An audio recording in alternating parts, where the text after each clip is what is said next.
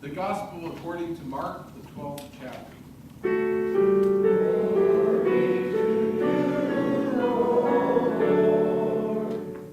As Jesus taught, he said, "Beware of the scribes who like to walk around in long robes, and to be greeted with respect in the marketplaces, and to have the best seats in the synagogues and the places of honor at banquets. They devour widows' houses, and for the sake of appearances say long prayers. They will receive the greater condemnation." He sat down opposite the treasury and watched the crowd putting money into the treasury. Many rich people put in large sums. A poor widow came and put in 2 small copper coins, which are worth a penny. Then he called his disciples and said to them, "Truly, I tell you, this poor widow has put in more than all who are contributing to the treasury. For all of them have contributed out of their abundance, but she, out of her poverty, has put in everything she had, all that she had to live on." The Gospel of our Lord. Well, this morning, let the words of my mouth and the meditation of my heart be acceptable to you, O Lord, my rock and my redeemer.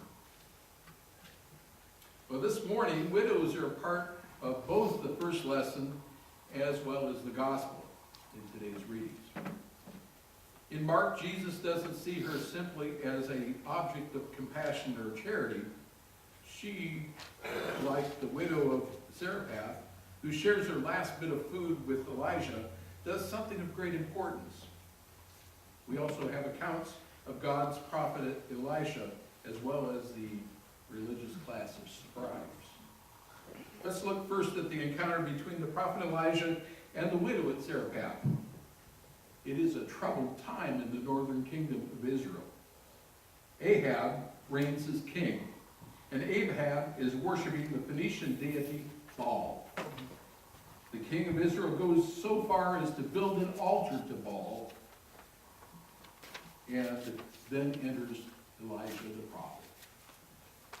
The first action of his calling is to approach Ahab and announcing, "As the Lord God of Israel lives, there should be drought. No rain, no dew, no abundance, no life." And then the Lord sends Elijah to the wilderness, where he's kept alive by a brook, and ravens bring him food. But when the brook dries up because of the drought, the word of the Lord directs the prophet to head to Zarephath. And that location is important because the Lord doesn't direct Elisha to go to Israel. He's sent to the heart of Phoenicia, where altars to Baal are the norm. Well, the Lord commanded the widow to feed Elijah, but the widow expresses despair at the idea of sharing her and her son's last meal with this foreigner. Or Elijah proclaims, "Do not be afraid." And the Lord provides abundance from what little the widow has. But that's not the end of the story. Later in the chapter, her son dies, which she interprets as a curse because of the presence of Elijah. Elijah, that foreigner, the holy man from a foreign god. But in short, Elisha prays over the child, and the Lord responds, "The boy who was dead now lives."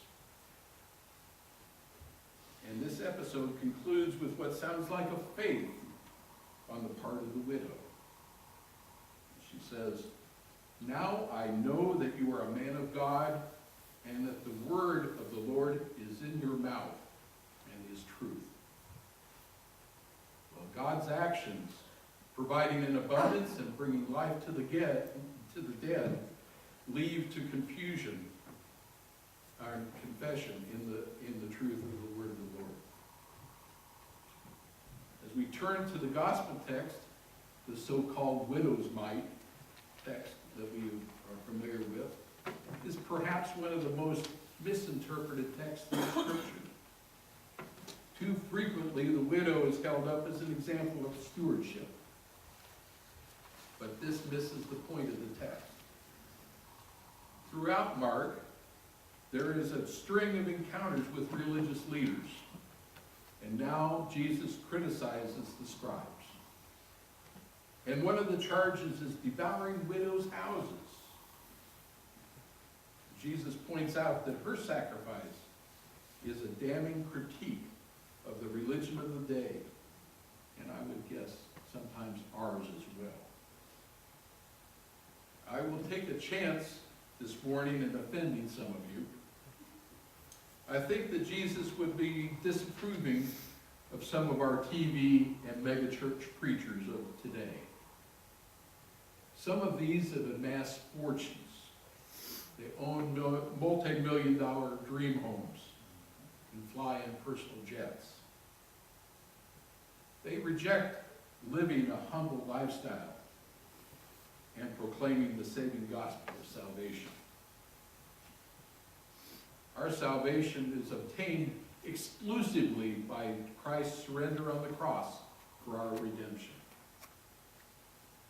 Those people proclaim a prosperity gospel, to give until it hurts, that God will reward their givers sevenfold, and to write that faith check.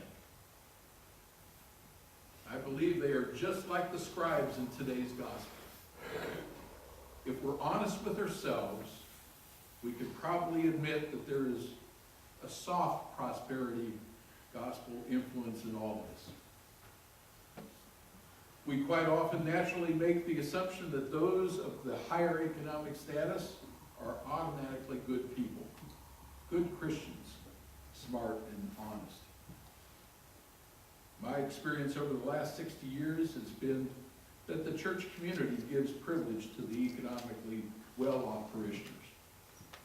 In fact, we praise those who give big sums of money to the church, while failing to recognize the average and more humble contributions to our church treasuries.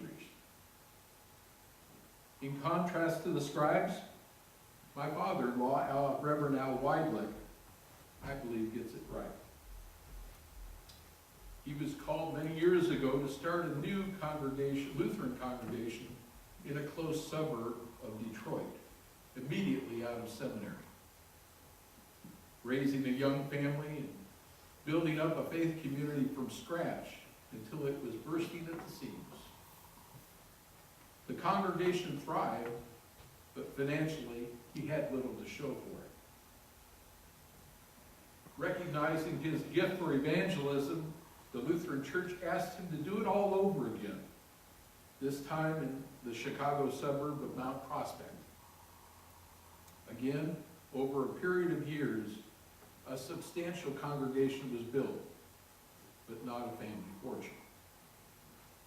His fortune is his family and his work in bringing people to a personal relationship with Christ. Reverend Al went on to be called to 2 more congregations before he retired.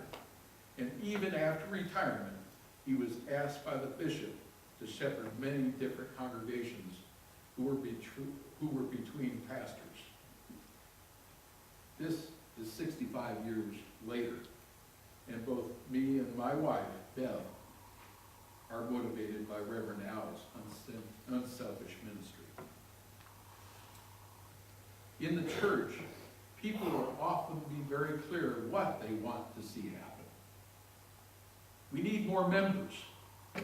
We need a better youth program. We need a new HVAC system. But why?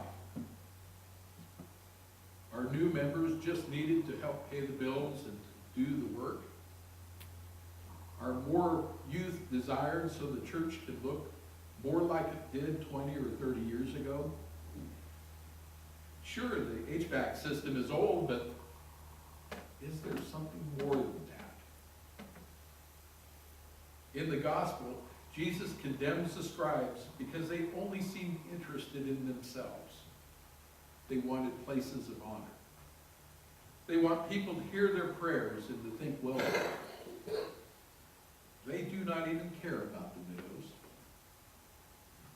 It seems for Jesus, why you do what you do matters as much as what you do. And what if the church wanted new members?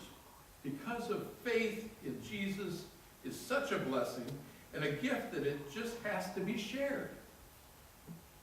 What if the church wanted a robust youth program because he wanted their children to grow up with a solid understanding of their identity as children of God?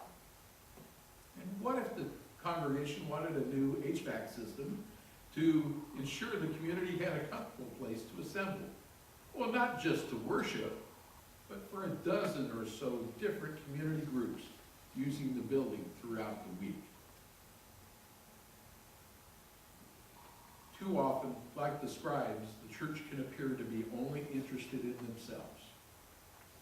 It is as to say, that's enough about me, now tell me, what do you think about me? In contrast to this, Jesus draws our attention to the widow and her offering. First, it must be said that every offering given is an act of faith. It is trusting the recipient will be faithful with the money that is given. It is also trusting in a good and gracious God to continue providing daily bread. Now, maybe we need to be reminded that most of the giving takes place in this country is driven and given by the middle and working classes. But still, some gifts are more substantial than others. Someone worth $1 billion might promise to give away 1/10 of their wealth. But in the end, their life will have changed very little, if at all. The widow gives her living, all she has. This is an act of supreme generosity and faith. She has nothing left outside of what God might provide. Imagine receiving such a gift. It would be most humbling and frightening.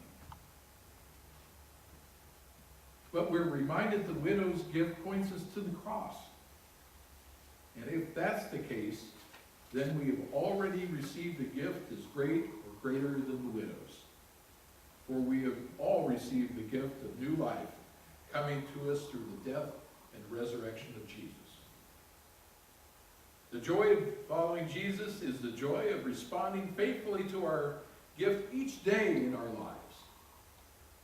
And one way we can respond to Jesus is financial. Since most people earn money through their time and effort that they give to their jobs, it's a very real way money represents your life. But still, there is so much more. When the reason why begins with a joyful response or gratitude to God's gifts coming to us through the cross, faithfulness will follow. When people ground their lives on the foundation of Jesus, generosity follows. When congregations are more interested in sharing the good news of Jesus because they're excited and passionate about their church's way of living, growth naturally happens. In the church, many people find an authentic response to the gospel, joyful giving, and a deep desire for others to experience the gift of Jesus. You know, yesterday we celebrated the life and ministry of a widow that gave generously on herself. Esther had all of the true marks of a true Christian believer.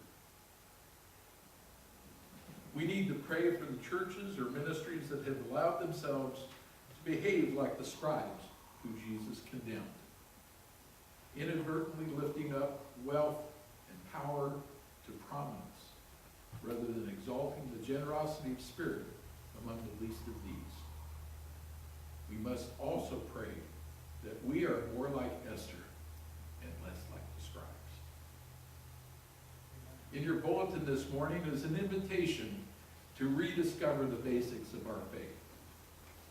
I invite you to walk with me in faith and study and see what is essential for us to share with others.